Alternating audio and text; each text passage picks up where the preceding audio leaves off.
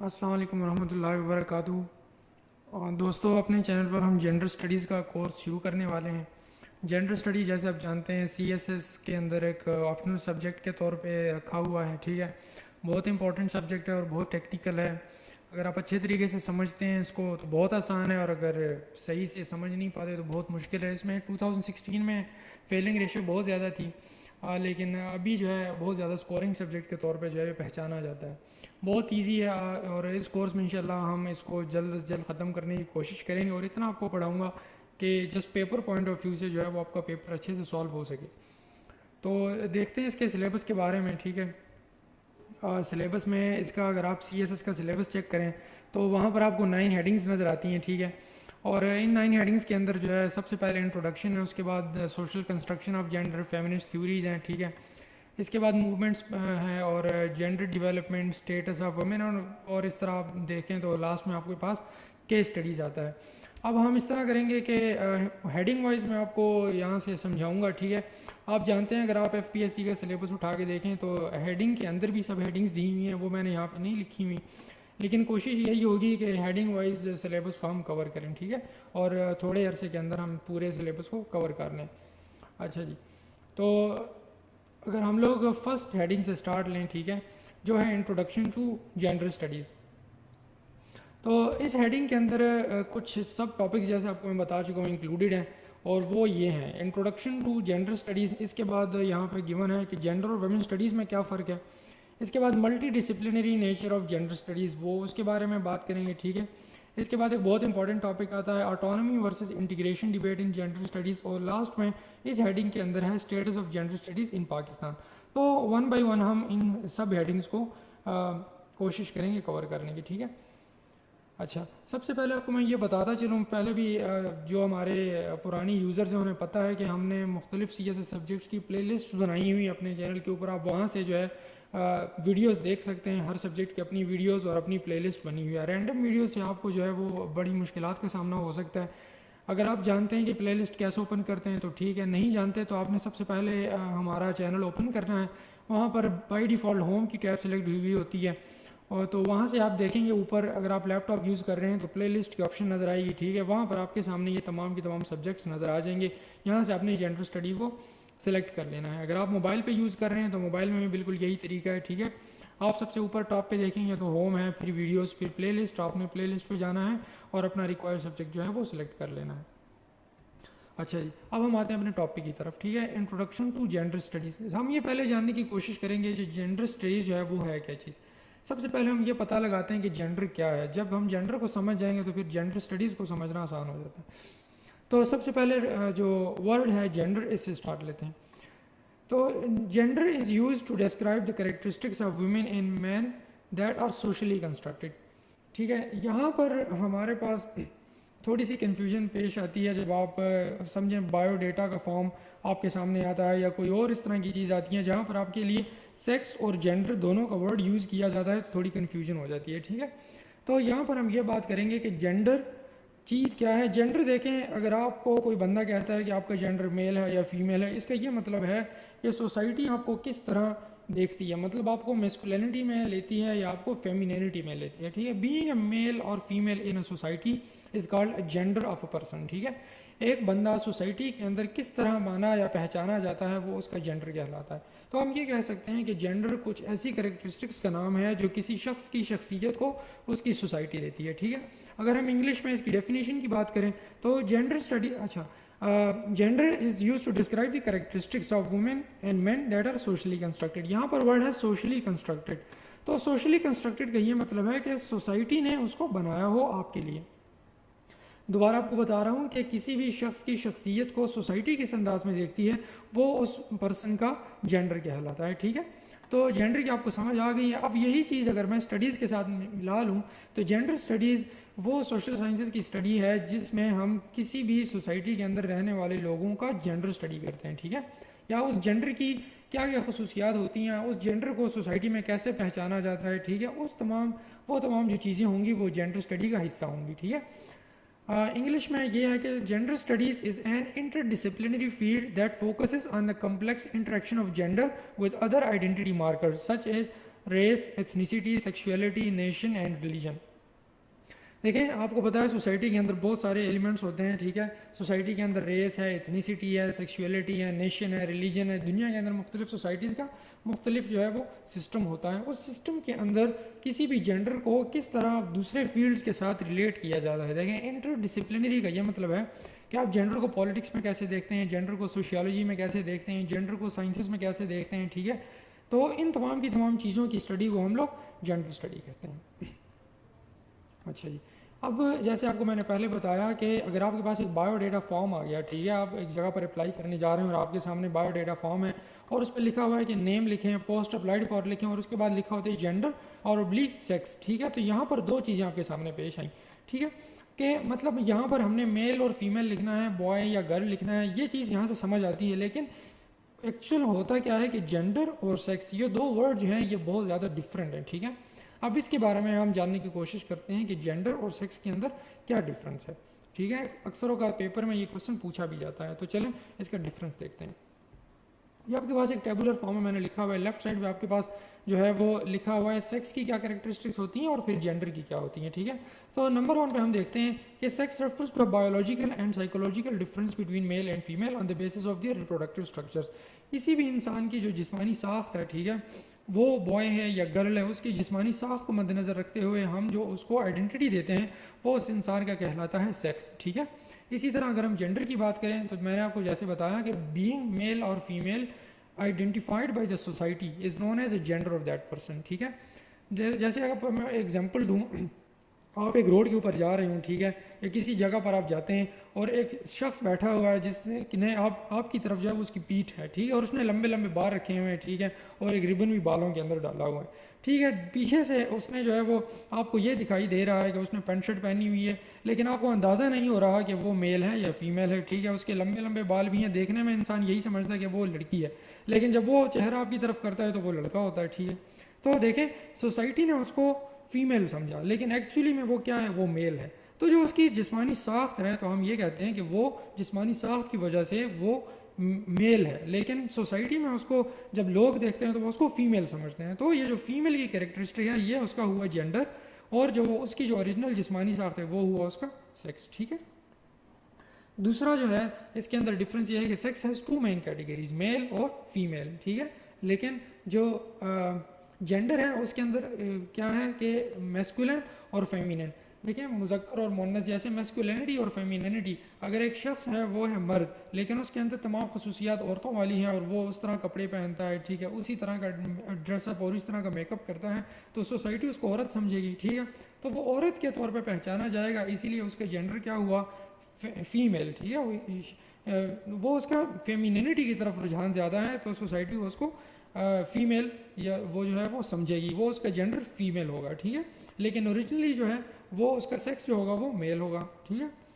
इसके बाद थर्ड जो इसके अंदर डिफरेंस है वो है सेक्स इज डिटरमिन्ड और इनहेरिटेड बाय बर्थ, ठीक है। इंसान जिस जिस्मानी साख्त के साथ पैदा होता है वो उसका सेक्स कहलाता है। लेकिन अगर आप सोसाइटी के अंदर बात करें, ठीक है, gender is influenced by social, cultural and behavioural factors. जैसे आपको मैंने बताया, सोसाइटी के अंदर वो उसका रहन सहन किस तरह है, ठीक है, वो किस कल्चर से बिलोंग करता है, ठीक है।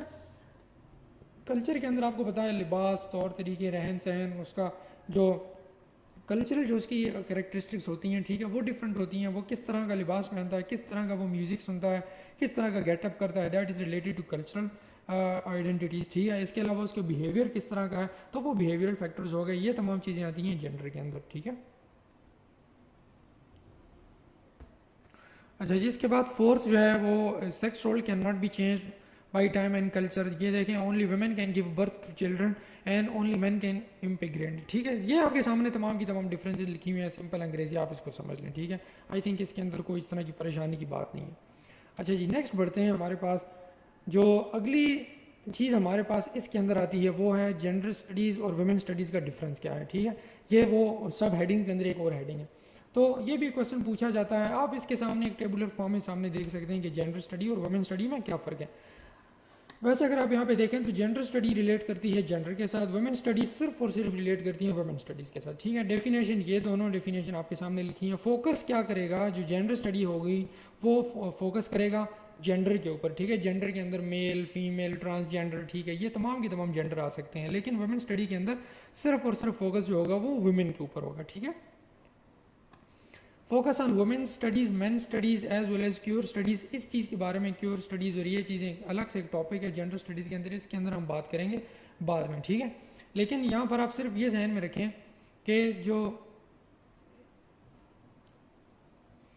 यहाँ पर ये जो लिखा हुआ है जेंडर स्टडी, एक्चुअली ये थोड़ी गलती हो गई थी। वुमेन स्टडीज़ जो है वो इधर आता है, ठीक है, और जेंडर स्टडी इधर आता है, ठीक है। ये आप थोड़ा आप देख लें, जब आपने पढ़ना होगा आप इसको थोड़ा आगे पीछे कर लें। ये जो ब्लू कलर में आपको नज़र आ रहा है ये वुमेन स्टडीज़ का है, ठीक है, और जो ग्रे कलर में नज़र आ रहा है ये जेंडर स्टडीज़ का है। तो अब सॉरी, यहाँ पर जो हेडिंग दी हुई है वो मैंने गलत दी हुई है, आप इसको ठीक कर लीजिएगा, ठीक है। अच्छा जी, नेक्स्ट हम बढ़ते हैं कि जेंडर स्टडी जो है वो किस तरह मल्टी डिसिप्लिनरी नेचर है इसका, ठीक है। जेंडर स्टडी का मल्टी डिसिप्लिनरी नेचर का ये मतलब है कि आप जेंडर स्टडीज़ को साइंस की फील्ड के साथ या किसी और फील्ड के स्टडीज़ के साथ कैसे रिलेट कर सकते हैं, ठीक है। The field of gender study explore the ways that femininity and masculinity affect an individuals thought process, ठीक है।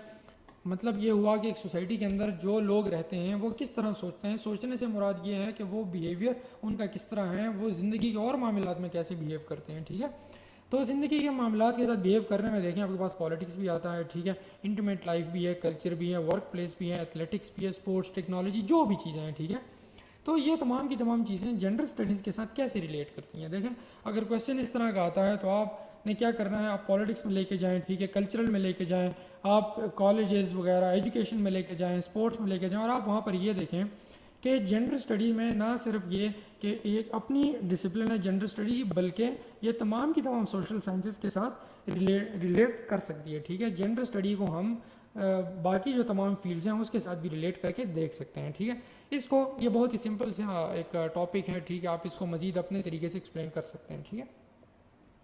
नेक्स्ट हम बढ़ते हैं और वो है autonomy versus integration debate in gender study. अब ये जो है वो एक इम्पॉर्टेंट टॉपिक है। इसका क्या मतलब है, ऑटोनॉमी और इंटीग्रेशन। सबसे पहले हम बात करते हैं ऑटोनॉमी की और इंटीग्रेशन की। तो ऑटोनॉमी क्या है, ऑटोनॉमी जो वर्ड है इसका मतलब है इंडिपेंडेंस, ठीक है, आज़ादी, फ्रीडम, ठीक है। कोई इंसान किस किस्म और किस तरीके से रहना चाहता है, ठीक है, तो हम कहते हैं वो ऑटोनोमस है। ऑटोनोमस का ये मतलब है उसके ऊपर किसी किस्म की रोक रुकावट नहीं है और वो अपनी मर्ज़ी से जैसे चाहे रह सकता है, ठीक है।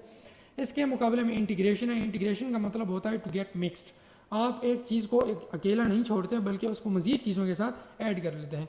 इस टॉपिक को कैसे हैंडल करना है, इसका ये मतलब है कि अगर जेंडर स्टडी को हम लोग देखें बज़ात ख़ुद एक फ़ील्ड के तौर पे, तो क्या ये जेंडर स्टडी बज़ात ख़ुद एक फ़ील्ड है या नहीं, इसको हम अकेले एक सब्जेक्ट के तौर पर रख सकते हैं या नहीं रख सकते, या इसको हम मज़ीद बाकी जो जैसे हमने बताया मल्टी डिसिप्लिनरी फील्ड के साथ इसको रिलेट करके ही स्टडी किया जा सकता है। ये एक डिबेट चलती है, ठीक है। मतलब ये हुआ कि जेंडर स्टडी को अकेले एज ए सब्जेक्ट रखना ठीक है या नहीं, मतलब आप इसको अकेले पढ़ें या आप जब तक इसको दूसरे डिसिप्लिन के साथ रिलेट नहीं करते इसकी कोई जो है वो फोकियत बाकी नहीं रहती। This is the debate about the autonomy and integration of gender studies. See, the topic refers to the debate on whether women studies should be integrated into other discipline as subfield or should be maintained as an autonomous discipline in universities. Female autonomy यहाँ पर मैं इसलिए कह रहा हूँ क्योंकि gender study में हम ख़ास तौर पर फीमेल की तरफ रुझान ज़्यादा रखते हैं, ठीक है। तो वैसे यहाँ पर जेंडर ऑटोनॉमी भी कर सकते हैं। Female autonomy basically means that women have the right and capability to make decisions regarding their own self and way and in on matters and important policy decision which directly और indirectly impact them. यह मतलब हुआ कि women बजाते खुद सारे काम कर सकती हैं, ठीक है। तो वो आप उसको मज़ीद बाकी फील्ड के साथ रिलेट क्यों करते हैं। जेंडर स्टडी को या वुमेन स्टडी को आप एक अपनी फील्ड के तौर पे देखें, और चूँकि वुमेन जो है वो सोसाइटी के अंदर अपनी शनाख्त रखती हैं इसीलिए ये स्टडी भी सिर्फ वुमेन की रिलेट होनी चाहिए। This is the debate about integration और ऑटोनॉमी ऑफ जेंडर स्टडी। अच्छा जी, यहाँ पर आप दोबारा देखें कि इकोनॉमिक और सोशल प्रॉब्लम्स के साथ किस तरह डील करती हैं वुमेन, ठीक है। और औरतों का जो जेंडर स्टडी का ताल्लुक है या मल्टी डिसिप्लिनरी ताल्लुक है वो किस तरह का होना चाहिए, ठीक है।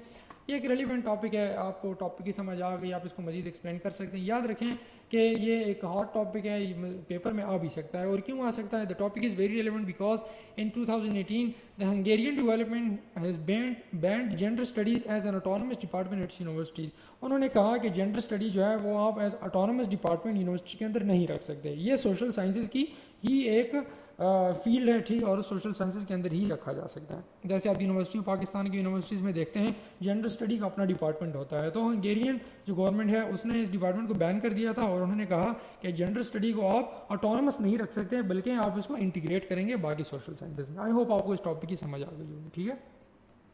अब नेक्स्ट जो सब टॉपिक है वो है the status of gender studies इन पाकिस्तान।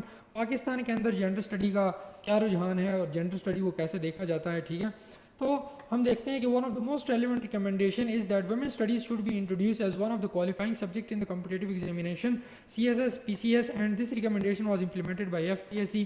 सबसे पहले आपके सामने है FPSC ने जेंडर स्टडी को एज अ सब्जेक्ट रखा हुआ है आपके ऑप्शनल सब्जेक्ट्स के अंदर। तो यहाँ से हम देख सकते हैं कि जेंडर स्टडीज़ को पाकिस्तान के अंदर कितनी प्रायोरिटी हासिल है, ठीक है। इसके बाद मुल्क के मुख्तलिफ शहरों के अंदर the centre of excellence for women study या the centre of excellence for gender study भी मुख्तलिफ यूनिवर्सिटीज़ में मौजूद है। जैसे कायद-ए-आज़म यूनिवर्सिटीज़ हो गया, ठीक है। इसके बाद कराची यूनिवर्सिटी के अंदर भी मौजूद है, ठीक है। और मुख्तलिफ यूनिवर्सिटीज़ के अंदर भी जेंडर स्टडी के डिपार्टमेंट्स बनाए गए हैं, ठीक है। यहाँ पर आप सामने देख सकते हैं, स्क्रीन पर आपके साथ लिखा हुआ आ रहा है, ठीक है। इसके अलावा Pakistan journal of women studies